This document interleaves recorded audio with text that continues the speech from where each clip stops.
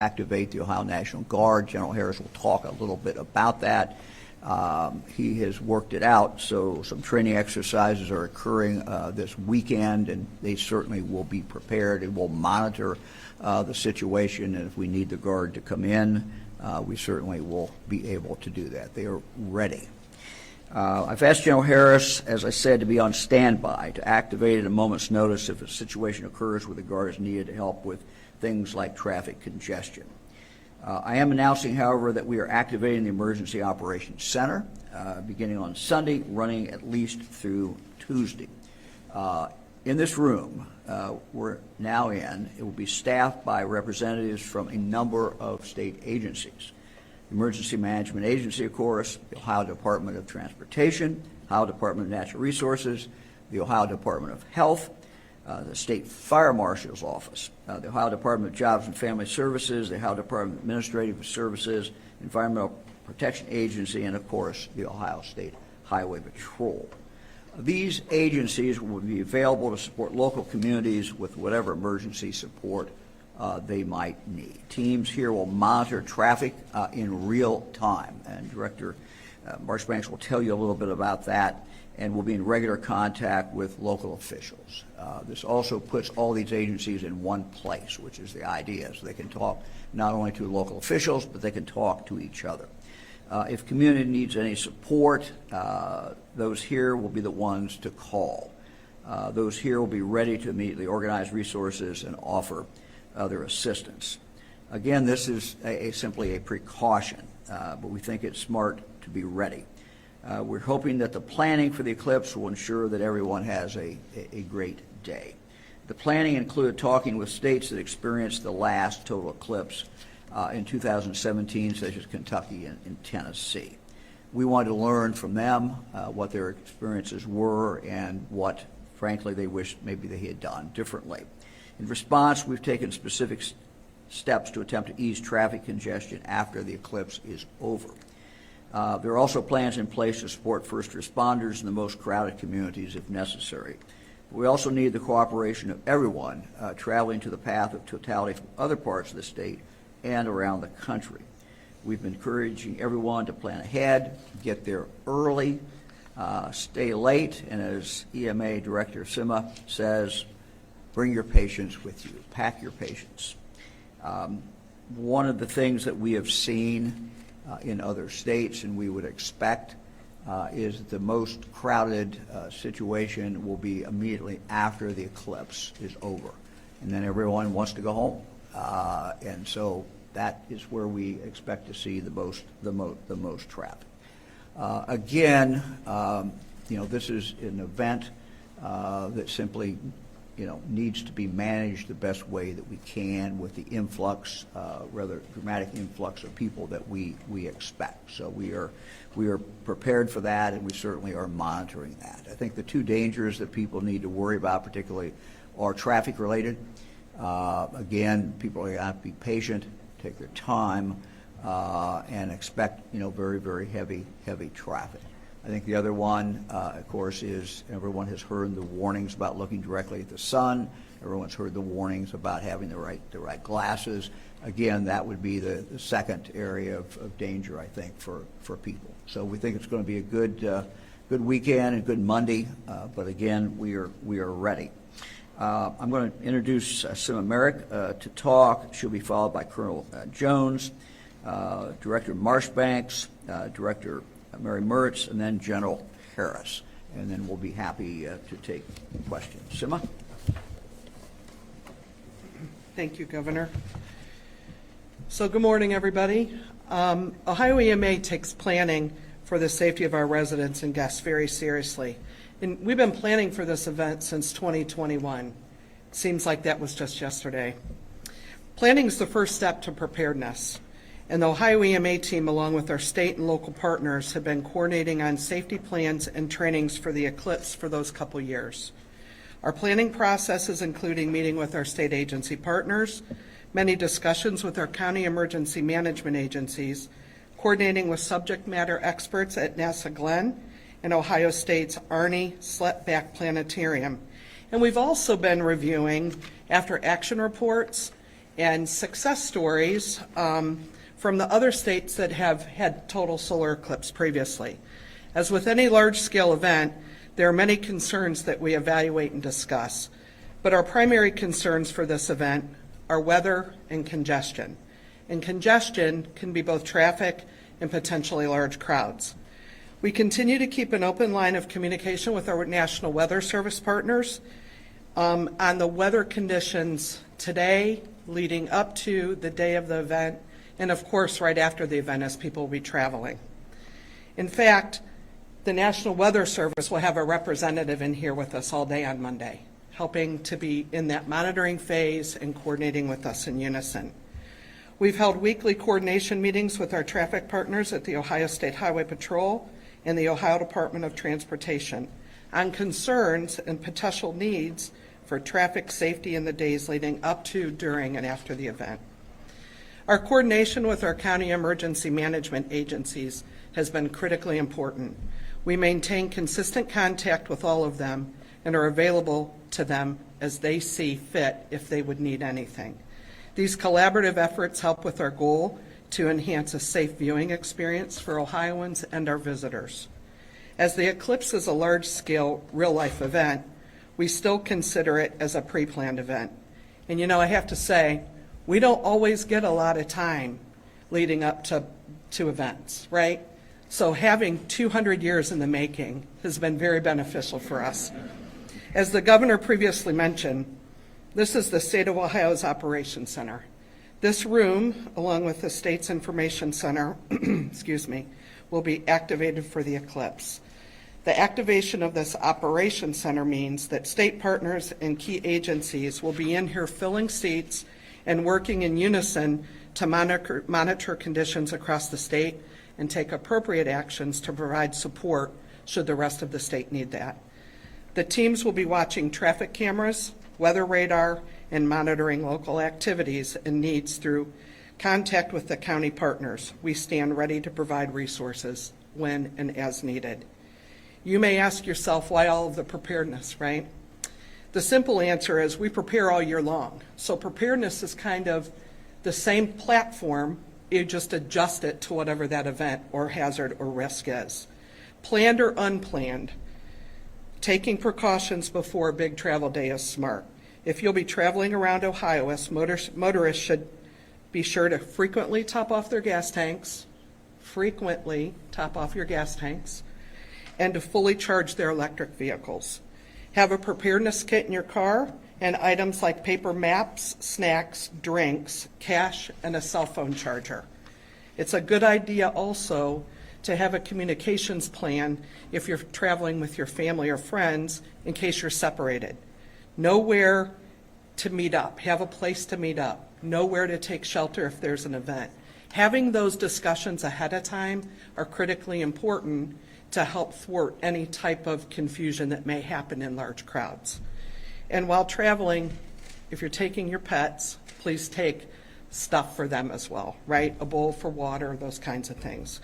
And finally, know where to receive weather information. Make sure that you have your notifications turned on. Being aware and being prepared will help you enjoy this event safely. And as we always say, pack your patience and fill your tanks. Next, I'll be asking Colonel Chuck Jones to join me.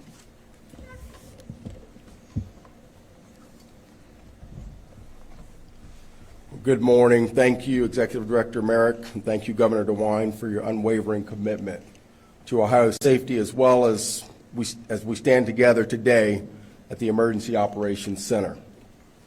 The Ohio State Highway Patrol has a long-standing history of providing service with a purpose to positively impact the quality of life and safety throughout the state of Ohio.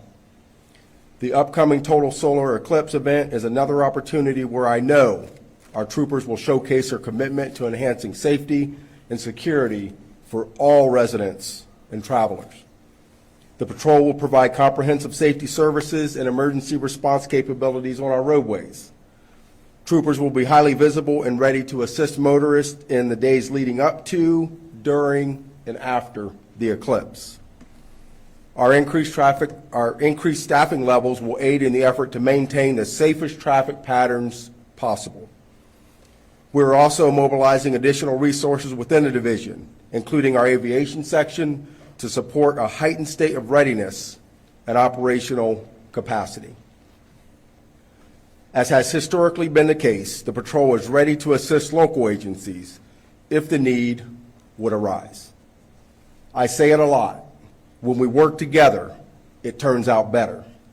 It's going to take all of us, the collaboration within our state, county, and local law enforcement partners, to help make the eclipse a safe and memorable experience for the thousands of Ohioans and visitors coming to our great state for this historic event. Governor DeWine highlighted a key message to those planning to travel within Ohio to view the eclipse, and the patrol is emphasizing 3 key principles for the event: planning, preparation, and as Director Merrick just said, patience. When it comes to planning, our recommendation is to select your viewing location and travel routes ahead of time. Planning to arrive early at your eclipse viewing location and staying later to mitigate the stress of traveling through increased traffic can make a huge difference. We are urging motorists to refrain from stopping on the side of the roadways and exit ramps to view the eclipse. Not only is it illegal, it's extremely dangerous. Those actions also could prevent first responders and public safety vehicles from quickly responding to an emergency. As a reminder, motorists can always call pound 677 in Ohio to report unsafe or stranded drivers to the patrol. If it's an emergency, motorists should always call 911. In the spirit of preparedness, make sure you are well equipped with more than just your eclipse glasses. It is important to ensure your vehicle is well maintained with a full tank of gas and prepared items such as an emergency kit, phone charger, a paper map, and in the event cellular service is interrupted. Finally, patience is your ally during this once-in-a-lifetime event. Expect delays and adopt a patient mindset when experiencing slower speeds and increased travel times. Remember, the solar eclipse, in the heart of it all, is a rare and exciting opportunity to witness an extraordinary event. By following these safety guidelines and working together, we can make it a positive and safe experience for everyone. I now turn it over to the Director of the Ohio Department of Transportation, Director Jack Marchmains. Thank you. Thank you, Colonel, and thank you, Governor DeWine, for your leadership on all fronts. As the Governor mentioned, we are thrilled to have so many visitors to the great state of Ohio during this once-in-a-lifetime celestial event. Team ODOT has been planning and preparing for the influx of people in traffic since 2022. We have worked closely with the Federal Highway Administration, the Ohio EMA, and of course with Director Merrick, the Ohio State Highway Patrol, the Ohio Department of Natural Resources, the Department of Development, and local law enforcement and emergency responders. In addition to working with our own state and local partners, as Governor DeWine mentioned, we have gained valuable information from our state colleagues in Tennessee and Kentucky and learned lessons from how they were impacted by the 2017 solar eclipse. We've taken all we've learned and developed a thorough plan of action to ensure that visitors and motorists are safe during and after the eclipse. As Governor DeWine referenced, we are going to be using our Traffic Management Center, which is open 24/7, to allow our network of cameras, 1,100 cameras, to monitor traffic in real time so we will know where traffic is flowing as we approach April 8th. A few recommendations, as has been mentioned. If you're traveling to the state, please make sure you have a travel plan. And of course, if you have phone service disrupted, it's good to have old school hard copy paper map. To help with your travel through the state, make sure you go to OGO, our real-time traffic app. That's OHGO. You can even access it through your web browser at ohgo.com. You'll be able to monitor traffic flow, view live traffic cameras, road conditions, work zones, and more. ODOT is treating this once-in-a-lifetime event as a major weather event, and we're suspending work zones. If you travel through, we're suspending lane closures. Let me make sure I make that accurate. We're suspending lane closures in our work zones. If you must drive through a work zone, please think about the workers that are there slow down and follow the reduced speed limit. Again, here are a few tips to keep you safe while traveling. First, do not wear your eclipse glasses while driving, and do not stop on the highway to view the eclipse, as Colonel Jones pointed out. Again, we want everyone to have a safe and enjoyable experience watching the eclipse. We also want you to get back home safely and without delay. So the best thing to do, as has been mentioned, is to arrive early, stay late, and explore Ohio for another day, because I guarantee you, you'll find something cool and fun to do in the heart of it all. And speaking of the fun you can have in Ohio, I am going to turn it over to our Cabinet Director of Fun, Ohio's Department of Natural Resources Director, Mary Mertz. Thank you so much, Director Marchbanks. So at the Department of Natural Resources, we are really excited about this opportunity. I mean, we are openly inviting Ohioans and people from out of state to come and visit our state parks and our wildlife areas that lie within the path of totality. And we're actively marketing 23 state parks and 5 wildlife areas, and they're listed on our website, and we would love for people to come and enjoy it. We have planned extensive programming over the entire weekend, so Saturday, Sunday, Monday. On Monday, you'll find solar watch parties and lots of great opportunities. But we know we need to be prepared for any eventuality. And so at the Department of Natural Resources, we have 300 commissioned officers, and all of them will be on duty across the state. The vast majority will be assigned to parks and wildlife areas within that path of totality, but we will have officers in other places as well, because we know emergencies can arise everywhere. And so I'm very appreciative of the great work that I know they're going to be doing for the next 3 days. I also appreciate the Highway Patrol is helping us out. Several dozen troopers will also be positioned at our state parks to make sure we're providing the highest level of safety and security for all of our visitors. So, you know, that assistance is greatly appreciated. We will have mobile command centers at several of our locations. We will be providing live updates all day on our website and on our Facebook pages, because we want people to know if a park reaches capacity, and if in some cases we need to close a gate or we need to respond to an emergency, we want people to know that. So all day we have a system set up where our park managers will be reporting in. We will be updating live that information. We are part of this EOC as well. We will all be communicating constantly with live updates on our website, so people know what to expect when they get out there. So I expect to spend a lot of the day on the phone with everyone across the state. We are planning to put our leadership, both our law enforcement leadership and our parks leadership and wildlife leadership, will be spread across the state from Geneva, our furthest point east, all the way down to, I will be at Houston Woods. We want to make sure people are everywhere there might be a need, and that we are nimble and ready to respond. We're worried, you know, not only about visitor safety and security on the properties, but the traffic control afterwards. So we're ready for that. I think those are the main points I wanted to make, but we do anticipate a great day. So I want to mention 2 things. We've been talking recently about our light sound devices, where we are inviting people who have no vision or low vision to visit our park sites, where we have a device that was created by the Harvard Astrophysics department, and there will be a sound component where you know, we think it's more inclusive. People will be able to enjoy the experience because the sound correlates with the movement of the sun. We think that's a great opportunity. We're also inviting people across the state to join us on iNaturalist, which is an app. And we are running a project out of the Division of Wildlife. You can find it on there, where we're asking people who are viewing wildlife, what are you seeing 30 minutes before the eclipse? What are you seeing or hearing during it? What are you seeing or hearing after it? There's not a lot of great data. There's a lot of anecdotes, but not a lot of great solid data on what happens. And we think by crowdsourcing this and using new technology is an opportunity to gather that data. So we're excited, but we are prepared. Everyone will be out there. We're treating every park like it's a major fireworks event, and we're very experienced with those, so we think we're ready, and we think people have a great event. So now let me turn it over to General Harris. Thank you, Director, and thank you, Governor, for your leadership. From the very beginning, as you heard, we've been planning this since 2021, and from the very beginning, the governor's guidance to us was to ensure that not only Ohioans, but our guests here to Ohio had a great Ohio experience, enjoyed the Ohio hospitality, and that this experience would be one that gave us a chance to showcase many of the great things about Ohio.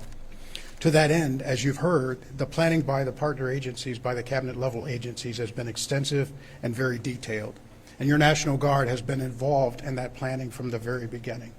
I have great confidence that our partner agencies are prepared for just about every contingency, and we're hopeful that the National Guard will not be needed for this response. But to that end, it's our responsibility to be prepared. So we'll have soldiers on duty this weekend. In addition to that, our Joint Operations Center will be open 24/7, as well as having a presence here in this Emergency Operations Center. Moreover, we'll also have liaisons in some of the key counties along the way, along the line of totality, so that we can continuously monitor the situation on the ground.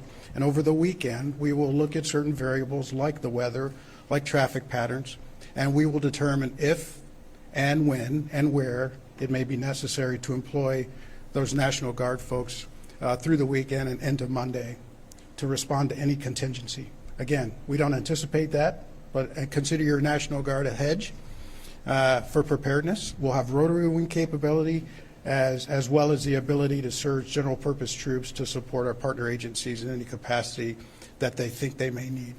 So we're optimistic that, as I said, our citizens and our guests will enjoy Ohio hospitality. And frankly, if they don't see the National Guard, that simply means that our partner agencies have done the fantastic job that we expect them to do. Thank you. Governor? Thanks, General. We're happy to answer any questions. Any questions for anybody behind me? I guess, could you give us a picture, I don't obviously want to have each agency come back up, but give us a picture of the staffing that it takes to prepare for something like this. How many folks are working overtime this weekend or on Monday to pull this off? Sim, why don't we start with your team? Yes, sir. So for us, our staffing kind of expands around the state agencies, right? So this room will have the state agencies in it, so it expands and contracts based off of that need. Additionally, we'll have 24-hour watch through our Ohio Emergency Watch Center, Management Watch Center, and they coordinate with the Ohio State Highway Patrol and, of course, the Traffic Management Center over at ODOT. So that staffing expands and contracts from the point of monitoring in unison. I'll ask the Colonel if he wants to talk.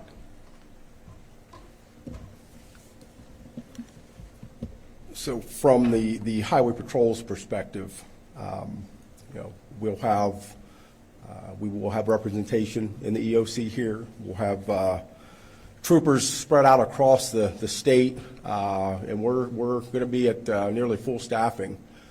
We've taken the extra step of pulling some of our specialty units out into the field, and they are dispersed across the state as well to also assist the troopers that we will have out there working at that time. And again, like it was said, we're going to do what we can to make the eclipse travel as safe as we can, but we're also going to be there to support our law enforcement partners across the state in whatever capacity they need as well. So staffing has been ramped up in the patrol, and we're confident that we have the resources we need to be able to assist where needed and to make travel safe. Director Mertz, you want to tell them what your staffing situation is? Yeah, well, so I mentioned we have 300 commissioned law enforcement officers that will be on duty, but that's just the law enforcement component of it.